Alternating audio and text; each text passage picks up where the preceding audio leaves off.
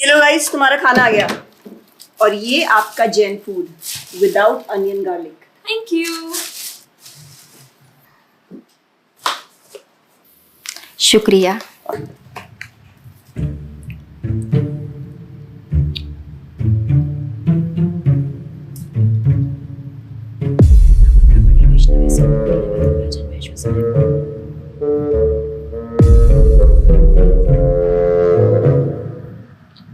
Sorry guys, मुझे नहीं पता था कि तुम लोगों में ऐसा कुछ रिचुअल होता है। हाँ, प्रे तो करना चाहिए। हम हमेशा खाने से पहले अल्लाह ताला से प्रे करते हैं। यस, रिचुअल नहीं स्पिरिचुअल। हम ही पहले भगवान को भोग ऑफर करते हैं और उसके बाद प्रे करके खाते हैं।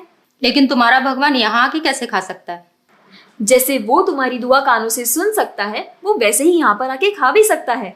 भगवान का फॉर्म पर्सनल है। अगर वो कानों से सुन सकते हैं तो मुंह से आके खा भी सकते हैं। उनके कान और मुंह दोनों है। शालिनी, तुम प्रे नहीं करती खाना खाने से पहले?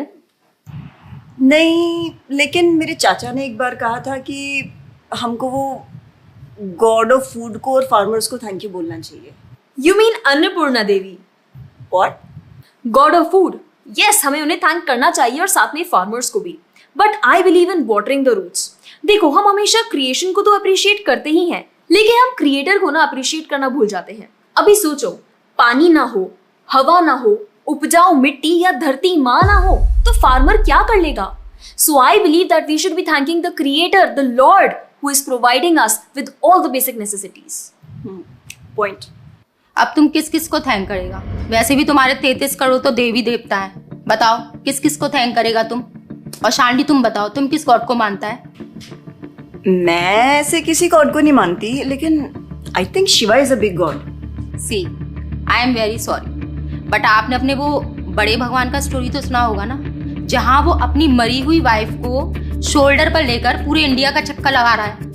अब तुम मुझे बताओ, जो गॉड अपनी वाइफ के मरने पे ऐसे कॉमन मैन की तरह रोता है, वो गॉड हो सकता है क्या?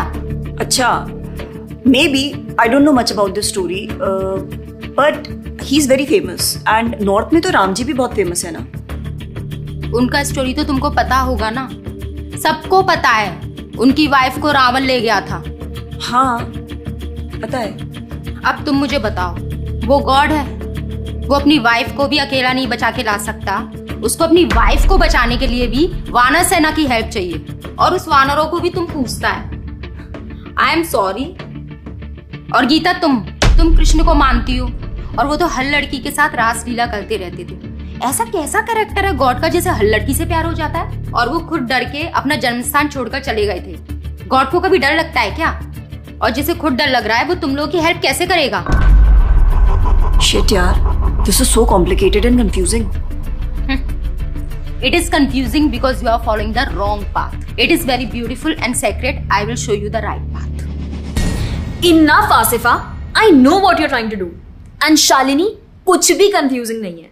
You know what the problem is कि तुझे पता ही नहीं है, क्योंकि तूने आज तक शास्त्र ही नहीं पढ़े हैं। तो पता कैसे चलेगा कि क्या सही है और क्या गलत? जन्म कर्म चा मे दिव्यम एवं योवेति तत्वतः त्यक्त्वा देहम पुनर्जन्म नैति मामेति सो अर्जुना।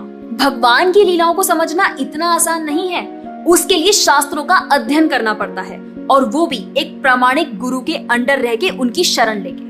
अब अगर तुमने शास्त्र पढ़े होते तो तुमको ये पता होता कि शिव जी ने जो इमोशंस उसमें दिखाए थे वो शोक नहीं, विरह था। विरह विरह दोनों सेम नहीं होते क्या? Let's start from the basics. शोक इज मेटीरियल एंड विरह इज स्पिरिचुअल। शोक ना दुख की अनुभूति कराता है, whereas जो विरह है उसमें जो सेपरेशन की फीलिंग होती है ना, वो सुख का अनुभव कराती है।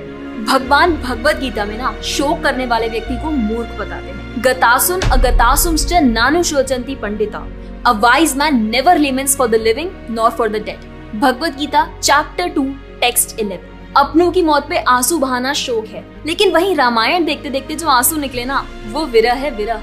और ऐसे विरह से हमारा भगवान के प्रति प्रेम बढ़ता है। तो जिस तरह से शिव जी ने विरह को दिखाया था, उसी तरह राम जी भी सीता मैया के जाने के बाद विरह में भटकते हुए रो रहे थे। और यही नहीं, सीता देवी इतनी प्योर है ना कि उन्हें राम जी के अलावा कोई टच भी नहीं कर सकता था।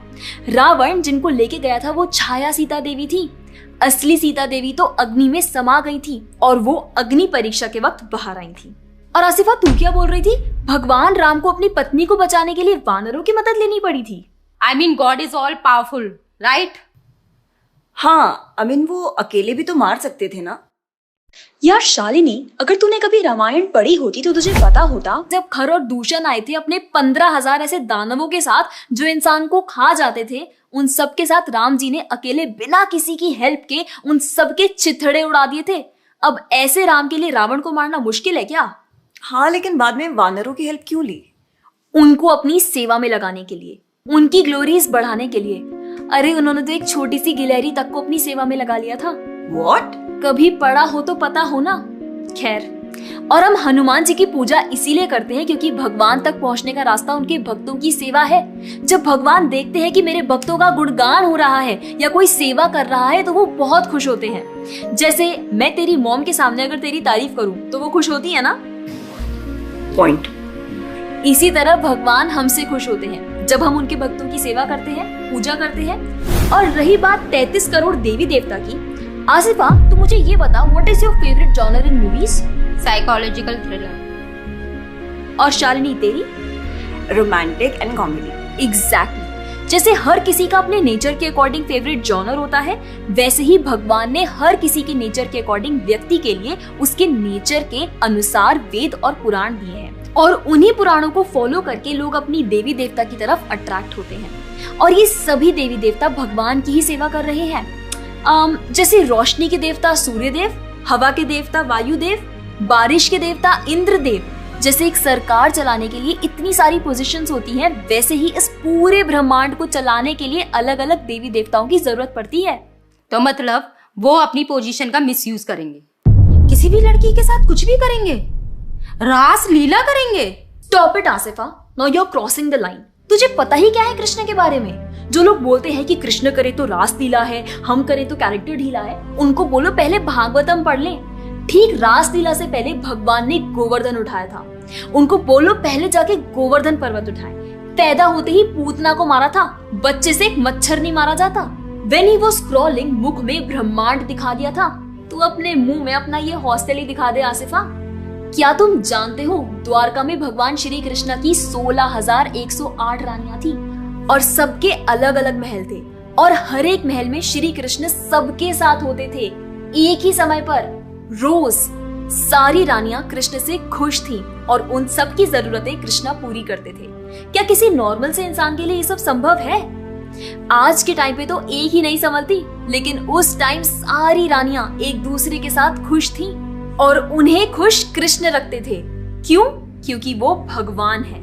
और रही बात ब्रज की गोपियों के साथ रास लीला करने की, तो इतना जान लो कि रास लीला के टाइम पर करोड़ों गोपियां थी और कृष्ण पूरे टाइम हर एक गोपी के साथ मौजूद थे और उनके साथ डांस कर रहे थे एक टाइम पे करोड़ों गोपियों के साथ। ये सब बहुत डीप लीलाएं हैं और ये सब तभी पता चलेगी जब साधुओं के संग में रह के शास्त्रों को पढ़ा जाएगा। हवा में तीर चलाने से या सुनी सुनाई बातों पर यकीन करने से कुछ नहीं होने वाला। और रही बात अपने भक्तों को बचाने की, तो भगवान ने तो अपने भक्त परीक्षित महाराज को गर्भ में बचाया। 5 साल के प्रहलाद महाराज के लिए नरसिंह अवतार लेकर आए और उनको बचाया। यहाँ तक कि वो अपने गुरुदेव सांदीपनी मुनि के बेटे को मरने के बाद वापस लाए और उनको जिंदा किया। आई एम रियली इम्प्रेस्ड यार। हिंदू होते हुए भी मुझे फैक्ट्स पता ही नहीं थे। मेरे पेरेंट्स ने मुझे कभी इन सब चीजों के बारे में बताया ही नहीं। हाँ, पेरेंट्स की तो गलती है, लेकिन हम भी तो वही कर रहे हैं जो उन्होंने किया। We are not learning about our culture, not reading Ramayan, Mahabharat और भगवत गीता। आजकल तो ये सब कुछ रीड करना बहुत इजी भी है and everything is available on our phones. And the problem is that we don't want to learn. और इसीलिए हमें कोई कुछ भी बोलता है और हम उसे मान लेते हैं और अपने बिलीफ को चेंज करने के लिए रेडी हो जाते हैं। एक्चुअली में पता है, किसी का हार्ट ट्रांसफॉर्म करना है तो प्यार से करो, ज्ञान से करो, पैसे और तलवार से नहीं। और अब बारी आपकी है। अगर आप भी चाहते हैं कि कोई एड़ा गेड़ा नत्थु गेड़ा अगर आपको कुछ भी ना बोल जाए, आपका बेवकूफ ना बनाए, तो जाइए और अपने कल्चर के बारे में जानिए, ग्रंथ पढ़िए और अपने बच्चों को भी पढ़ाइए। और अगर आप खुद एक बच्चे हैं तो अपना समय यहाँ बर्बाद मत करें। ये वीडियो खत्म हो गया है, जाइए भगवत गीता पढ़िए, थोड़ा पढ़ाई वढ़ाई करिए, भक्त बनिए और फोन चलाना बंद करो। जब देखो मोबाइल में लगे रहते हो। Jokes apart, I think you got the message. तो जितना हो सके अपने ग्रंथ पढ़िए, कल्चर को जानिए और जाकर इस वीडियो को जितना हो सके उतना शेयर करिए ताकि कोई और लड़का या लड़की इस केरला स्टोरी का शिकार ना बने। Thank you so much for watching. Hare Krishna. और हाँ, इस वीडियो को लाइक करें और भक्ति टुडे चैनल को सब्सक्राइब करें। खुदा हाफिज।